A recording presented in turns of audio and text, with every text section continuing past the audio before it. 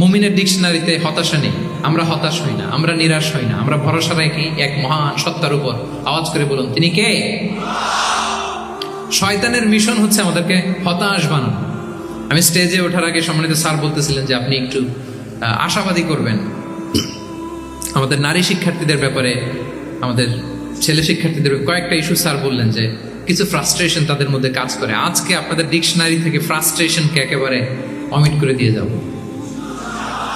বলেন, বিশ্বাসীদের ডিকশনারিতে হতাশা বলে কোনো শব্দ আছে? ফ্রাস্ট্রেশন আছে? কারণ শয়তানের মিশন হচ্ছে আমাদেরকে হতাশ বানানো। কি বানানো? শয়তান আমাদেরকে আশাবাদী করতে চায় না, সে চায় আমরা যেন হতাশ হই। আমি ভুল করেছি, পাপ করেছি, অন্যায় করেছি, তো শয়তান সেই পাপের সাগরে আমাকে হাবুডুবু খাওয়াতে চায়, বলে আর অনেক ভুল হয়ে গেছে, অনেক দূর তুই চলে এসেছিস, আর আল্লাহ তোকে ক্ষমা করবে না, থাক এখানেই থাক, করতে থাক।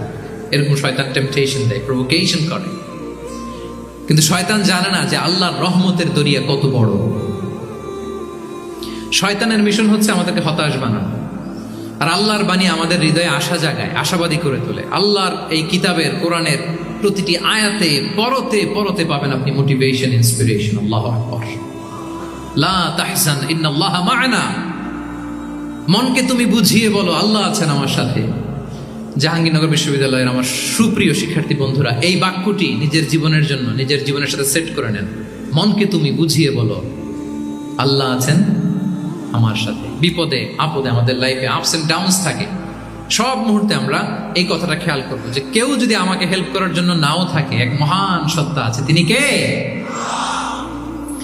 আল্লাহ রাসূল সাল্লাল্লাহু আলাইহি ওয়াসাল্লাম আবু বকর রাদিয়াল্লাহু তাআলা আনহু গারে সাউরে হিজরতের রাতে লুকিয়ে আছেন। কুরাইশরা খুঁজতেছে, আবু বকর রাদিয়াল্লাহু তাআলা আনহু তটস্থ, না জানি ধরা পড়ে যায়। তিনি বলছেন, কুরাইশরা আমাদের এত পাশ দিয়ে যাচ্ছে, একটু মাথা নিচু করলে দেখে ফেলবে আমাদের। রাসূল সাল্লাল্লাহু আলাইহি ওয়াসাল্লাম বললেন যে ভয় পেও না আবু বকর, তুমি কি ভেবেছো আমরা এখানে গুহাতে দুইজন? না না, এই গুহায় আমরা দুজন নই, আমাদের সাথে একজন মহান সত্তা আছে। তিনি কে? আমরা তিনজন এখানে। লা তাহজান ইন্নাল্লাহা মা'ানা। ভয় পেও না, হতাশ হয়ো না, নিশ্চয় আল্লাহ আমাদের সাথে আছেন। আল্লাহ তাআলা সরাসরি কথাটাকে কোরআনে কোট করেছেন যে লা তাহজান ইন্নাল্লাহা মা'ানা। তাহলে সুপ্রিয় বন্ধুরা, এই বাক্যটা আমাদের খেয়াল রাখতে হবে যাদের মধ্যে ফ্রাস্ট্রেশন কাজ করে, যে মনকে তুমি বুঝিয়ে বলো কে আছেন আমার সাথে? আল্লাহ আছেন আমার সাথে। এরকম কোরআনের পরতে পরতে অনেক আয়াত পাবেন। লা তাইয়াসু মির রাউহিল্লাহ ইন্নাহু লা ইয়াইয়াসু মির রাউহিল্লাহি ইল্লাল কওমুল কাফিরুন। আল্লাহর রহম থেকে নিরাশ হন। কাফিররা ছাড়া কেউ আল্লাহর রহম থেকে নিরাশ হয়? আমি আপনি আমাদের জীবনে কত ভুল করেছি, কত অন্যায় করেছি, কতটাই বা পাপ করেছি। মনে রাখবেন, আমাদের পাপ যত বড় হোক, আল্লাহর রহমতের দরিয়া তার চাইতেও বড়।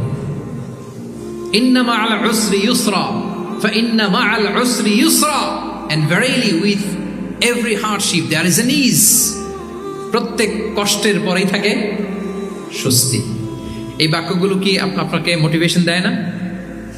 এই কথাগুলো কি আপনাকে চাঙ্গা করে না? আপনার জীবনে ইন্সপিরেশন হয়ে আসে না এই কথাগুলো? ওয়ালা তাহিনু ওয়ালা তাহজানু ওয়া আনতুমুল আ'লাউনা ইন কুনতুম মুমিনিন। চিন্তা করো না, হতাশ হয়ো না, তোমাদেরই বিজয় হবে যদি তোমরা মুমিন হও। আল্লাহু আকবার। তাহলে আপস এন্ড ডাউনস থাকবে, এবং মুমিন জীবনে তো হতাশা থাকবেই না। কারণ আমার জীবনে যদি কোনো কষ্টের ঘটনা ঘটে, এটার জন্য আমি রিওয়ার্ড পাবো। আমি যদি অসুস্থ হই, আমার প্রত্যেক অসুস্থতার কারণে আমার পাপ মোচন হয়। সুবহানাল্লাহ পড়েন। আপনার জ্বর হয়েছে, এই জ্বরের কারণে আল্লাহ আপনার গুনাহ মাফ করবে। আপনি ব্যথা পেয়েছেন, অসুস্থ হয়েছেন, আল্লাহ তাআলা গুনাহ মাফ করে দেবে। তাহলে হতাশার কোনো সুযোগ আছে বলেন? না। মুমিন জীবনে হতাশার কোনো সুযোগ নেই। রাসূল সাল্লাল্লাহু আলাইহি ওয়াসাল্লাম বলেন, মা ইউসিবুল মুসলিমা মিন নাসাব ওয়ালা ওয়াসাব ওয়ালা হাম্মিন ওয়ালা হুজনিন ওয়ালা আযান ওয়ালা গাম্মিন হাত্তা শাওকাতি ইউশাকুহা ইল্লা কাফারাল্লাহু বিহা মিন খাতায়া। মুমিন জীবনে যত ব্যথা, কষ্ট, দুঃখ, এমনকি ফল পাড়তে যে গাছের কাটার খোঁচা যদি খান, রাসূল সাল্লাল্লাহু আলাইহি ওয়াসাল্লাম বলেন ওই খোঁচার ব্যথার কারণে আল্লাহ তোমার গুনাহ মাফ করে দেয়। কেউ অসুস্থ হয়ে রাসূল সাল্লাল্লাহু আলাইহি ওয়াসাল্লামের কাছে আসলে রাসূল সাল্লাল্লাহু আলাইহি ওয়াসাল্লাম কি বলতেন জানেন? কেউ জানেন? লা বাস আলাই তুহুরুন ইনশাআল্লাহ। তিনি বলতেন, আরে don't worry about it, it will cleanse up your scenes. ভয় পেও না, আরে এই অসুস্থতা, এটার কারণে আল্লাহ তোমার গুনাহ মাফ করে দেবে। সুবহানাল্লাহ। তাহলে অসুস্থ ব্যক্তি আর উজ্জীবিত হতো না? রাসূল সাল্লাল্লাহু আলাইহি ওয়াসাল্লাম অসুস্থ ব্যক্তিকে দেখলেই মাথায় হাত বুলিয়ে দিতেন, দোয়া করতেন, আল্লাহুম্মা রাব্বান নাস আযহিবিল বাস ইশফি আনতা শাফি, দোয়া করে দিতেন। আর বলতেন, আরে ভয় পেও না, এই অসুস্থতা তোমার গুনাহ মাফ করে দিচ্ছে। তাহলে অসুস্থতার মধ্যেও তারা উজ্জীবিত হতো। আমরা মানুষকে আশাবাদী করব, ভয় দেখাবো না। অসুস্থ মানুষকে ভিজিট করতে গেলে আপনারা কি করেন? ভয় দেখান নাকি?